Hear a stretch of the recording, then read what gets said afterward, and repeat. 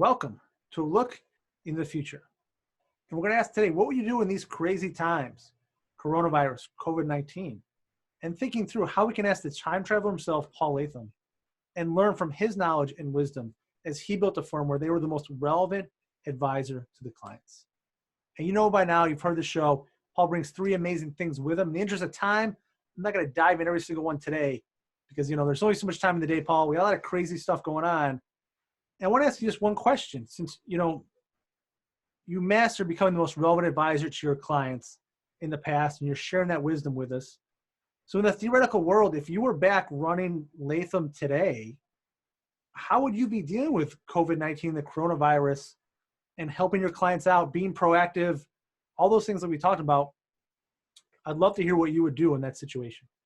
Yeah. Hi, Garrett. And yeah, crazy times indeed. And actually, you always refer in the intro to time traveler, being a time traveler. And I have to say, this is one of those occasions where being a time traveler isn't a great deal of help, because we certainly didn't do this 20 or 30 years ago, and we didn't face this particular situation. But as you say, putting myself in that particular position and thinking about it. I mean, I think the first thing to say is, because we would have or had been working with our clients closely for years and months. I mean, we only worked with our target clients.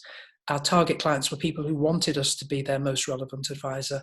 I think the minimum frequency with which we saw people was quarterly. So you can say, as read, that we had a client base full of people who were used to talk to us and expected proactivity from us. And so we built that bedrock of how we work with our clients.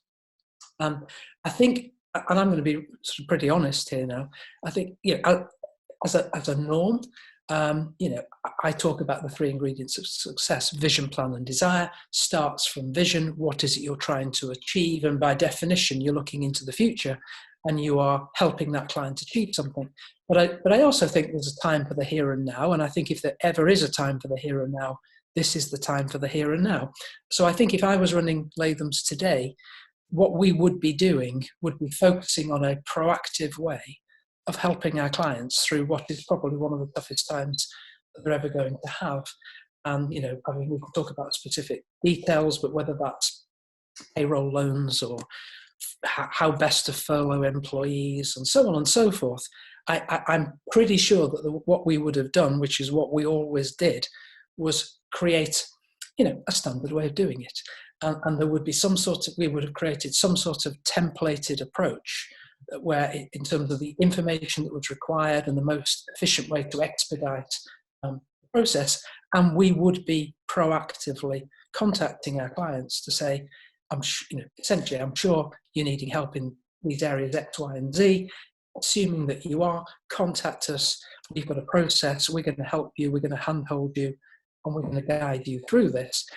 And I think that but I wouldn't be advocating at this minute, unless they had a predisposition to want to look into the future in terms of tax planning or any other type of planning. I would be saying, let's just get through this. I think what will come out of this, and let's all look on the cheerful side, but within a relatively short time frame, we're going to get this thing under control, and there's going to be a point when we know what's happening. We're not at that point at the moment. We really don't know what's happening. We don't know what the time frames are.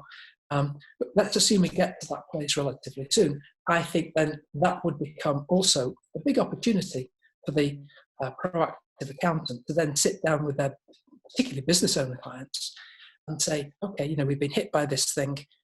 There are bound to be opportunities. There's bound to be a need then for focusing on the future, reshaping their businesses. So I think what would be happening here, I'd be saying, step one, let's focus on the here and now. Let's make this easy for our clients. Let's reach out.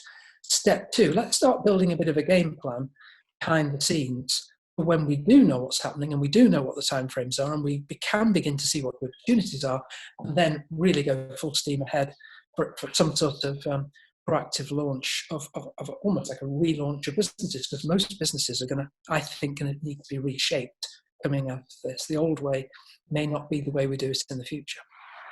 I'm not sure that's specific enough to answer your question, Garrett, but I think that's the approach I'd be taking. Focus on the now and start thinking about the future whilst we've got this time where we're all working at home, etc. And that makes sense. And I can see that with the firms that are being successful, like you got to have a solid game plan. So you're not just running around like crazy. And we talked about solidify your intangibles. That's really another word for the solid game plan. Yeah. I really like that last part at the end too, focusing on updating the vision workshop for everybody once we're done. Because you're right, it is going to be such a drastically different world. And so many businesses are going to restart after this. Yep. Almost from zero after big time off.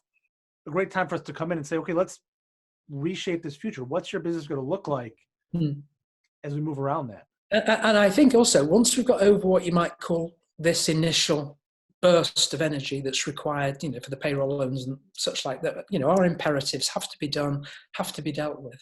But there's going to be a period once that's done, and I don't imagine that's going to take too long to bring everyone up to date.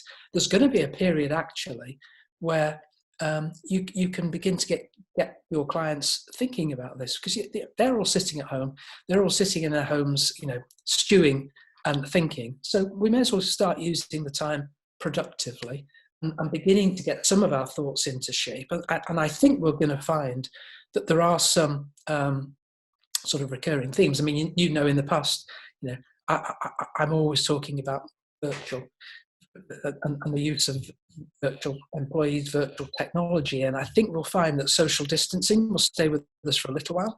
And there's no better form of social distancing than virtual. We're doing it at the moment, Garrett. We're hundreds of miles apart. We are doing some fantastic social distancing here. Yes, Paul, we always do social distancing, which is great. We do.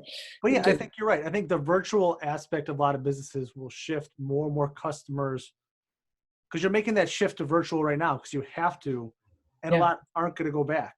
No, exactly. And I think it's interesting. I mean, our business is virtual, and you were asking me before we started this, and how's it going? And I said, well, basically, it's pretty much the same as normal. We're not impacted much day to day. Obviously, we're impacted insofar as the people we're working with are going through some tough times. But in terms of how we work, it hasn't changed very much because we were already doing this. And I do think that trend will happen more. And I think, as we all get more used to this social distancing, I don't think it's going to go away, overnight. And so I think people have to start thinking about it, how they protect their employees, how they work with their clients in more effective ways. So, some of this stuff that we've been talking about in the past, I think will just come more and more to the fore. And obviously it will vary across specific businesses. And that's where you need to sit down with the clients and say, okay, or the customers, and say, okay, let's now think about how we can begin to reshape your business to make the best of the opportunities. But big message also, let's focus on the here and now. Let's make it easy for our clients. Let's proactively reach out to them and make it easy in terms of the trials they're going through at the moment. Yeah, and I think if you can do that, like you said all along, if you can proactively reach out to them, help them through this crazy time, you can stay that most relevant advisor to them. When things come back around, you're ready to go. I think so. And I think also, I don't know, I mean, I'm not trying to, I'm just using my own personal experience here. There are certain people who I deal with in a personal life, whether it's hotels or so on, who have made dealing with them easy. And there are certain hotels and things for future travelers that have made this incredibly difficult. And I have a feeling that people will remember who made it easy and who made it difficult. And I think those things will live with people. And so I'm, this whole thing of let's proactively make things easy for our clients. I think that effort that you put in now, you will probably reap the rewards of that down the line with your clients. They won't forget. I think that's a key point, Paul, on that. And we can end on that, or what are you doing right now to make the difference? If you're making this easy for them, it's going to go a really long ways. If you're making it difficult for them, they remember that, and there's going to be some lasting friction as a result. So think about that. Inside your firm today, what are you doing to help your clients through this crazy time? Do you have a solid game plan, or using virtual teams? And you just make it easy for your clients today. Yeah, agreed. Some great advice, Paul. And I'll just finish by saying I hope everyone stays safe out there. Perfect. Couldn't agree more. So thank you for watching, everybody. We'll wrap up quickly since we all know you're busy. Don't forget, you can still click to subscribe. Stay safe in this crazy world. and continue to invest in yourself.